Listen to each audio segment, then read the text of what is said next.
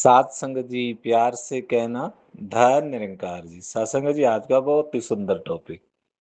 सतगुरु, परमात्मा और सत्संग तीनों ही सत्संगत हमारे जीवन को खुशबू देते हैं, आनंद देते हैं, खुशी देते हैं, भटकन खत्म करते हैं। सत्संगत जैसे ही जीवन में सतगुरु आते हैं तो तभी सत्संगत परमात्मा की जानकारी होती है और तभी सत्संगत सतगुरु के आशीर्वाद से सत्संग भी मिलता है। सत्संगत ये तीनों प्रभु परमात्मा का ही रूप हैं। परमपिता परमात्मा को सत्संगत सतगुरु के रूप में समय समय पर इस धरती पर अवतरित होते हैं। हमारी तरह इंसान बन के आते हैं और बड़े प्रेम से हमें इस प्रेम के पाठ को पढ़ाते हैं, हमें समझाते हैं कि तू जब माँ के गर्भ में उल्टा लटका हुआ था, तूने कहा था मुझे बाहर निकालो तो मैं बंदगी करूंगा आपकी और ये मेरे जीवन का उद्देश्य है मोक्ष की प्राप्ति। लेकिन जैसे ही बाहर आता है, माया के संपर्क में आता है, वो सब भूलता चला जाता है और अपने आप को शरीर समझ करके अपनी मोह माया में, परिवार में, बच्चों में, संसार में ऐसा फंस जाता है कि अपने आप को भूलता चला जाता है। तो सतगुरु ये देख रहे होते हैं, तो वो देखते हैं तो उनको इस पर बड़ी दया आती है कि इसको 84 लाख योनियों के बाद ये शरीर मिल गया, लेकिन फिर ये जो है इसको हाथ से गंवाता चला जा रहा है।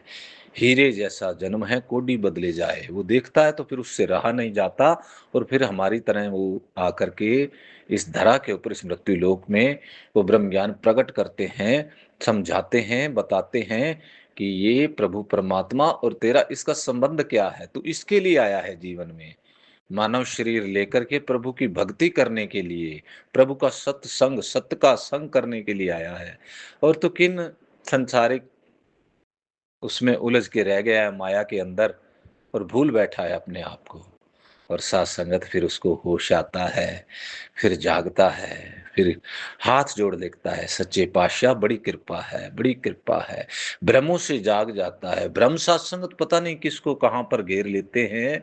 साथ संगत महात्मा गरुड़ जी को, जो कि भगवान विष्णु का वाहन है, हर वक्त प्रभु के साथ रहते हैं, कैसे वो भ्रम के अंदर फंस गए। साथ संगत आप सभी ने वो कहानी सुनी हुई है कि भगवान राम जी रामायण काल में जब नागपाश में फंसे तो फिर वो एक बात हुई कि जाइए गरुड़ जी को बुला कर लाइए, वो बंधन काटेंगे। तो फिर गरुड़ जी जब चले तो उनके मन में यही भ्रम हो गया कि प्रभु परमात्मा पूरे संसार को चलाने वाले कैसे नागपाश के बंधन में फंस गए, कैसे भगवान है ये। लेकिन वो आए, उन्होंने खोले, लेकिन मन के अंदर भ्रम आ गया। साथ संगत भ्रम को लेकर के चल रहे हैं। महादेव जी मिले रास्ते में, महादेव जी से बात हुई। महादेव जी ने कल उनकी बात को समझाने की कोशिश नहीं की। उन्होंने कहा ये मेरे से नहीं समझेगा। उन्होंने कहा आप आगे जाओ, सत्य संग हो रहा है वहां पर सारे भ्रम दूर हो जाते हैं। वहीं प्रभु सक जो है विराजमान होते हैं सत्संगियों के रूप में और वो स्वयं उपदेश करते हैं वहां पर बैठ के। और उनके उपदेशों से मन का मैल जो है बाद में जो जम जाता है, कई बार ब्रह्म ज्ञान लेने के बाद भी मन में ऐसे विकार आने लगते हैं। इसलिए ब्रह्म ज्ञान के बाद सेवा, सत्संग, सिमरन परम आवश्यक कहा है कि ये जरूरी है, वरना ब्रह्म ज्ञान का पौधा जो है वो सूखने लगता है। जिस तरह एक पौधे के लिए तीन चीजें सासंगत, खाद, हवा, पानी जरूरी है तभी फलता फूलता, इसी तरह से सत्संग, सेवा, सिमरन परम आवश्यक है, वरना फिर ये इंसान फिर भूलने लगता है उस बात को। अनेकों बार हमने इतिहास में देखा, अर्जुन है कैसे ब्रह्म ज्ञान दिया और जब अभिमन्यु की मृत्यु हुई फिर वो भूल गया, फिर दुखी हो गया। फिर युद्ध समाप्त हुआ तो फिर अभिमान से ग्रस्त हो गया कि मैंने ही सारा सब कुछ किया है।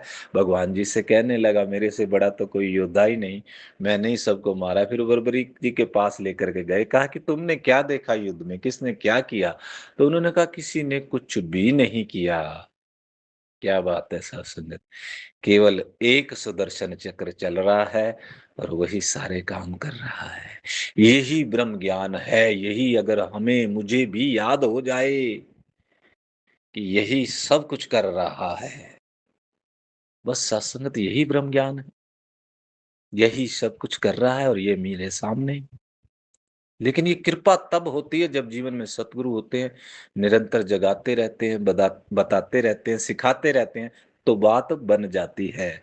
वरना तो सत्संगत इंसान फिर से जिस तरह से कोई किसी को नींद आई हुई है, तो उसको बार-बार जगाते हो, फिर ऊँघने लगता है, फिर जगाते, फिर ऊँघने लगता है, फिर जगाते। ऐसी अवस्था इंसान की है।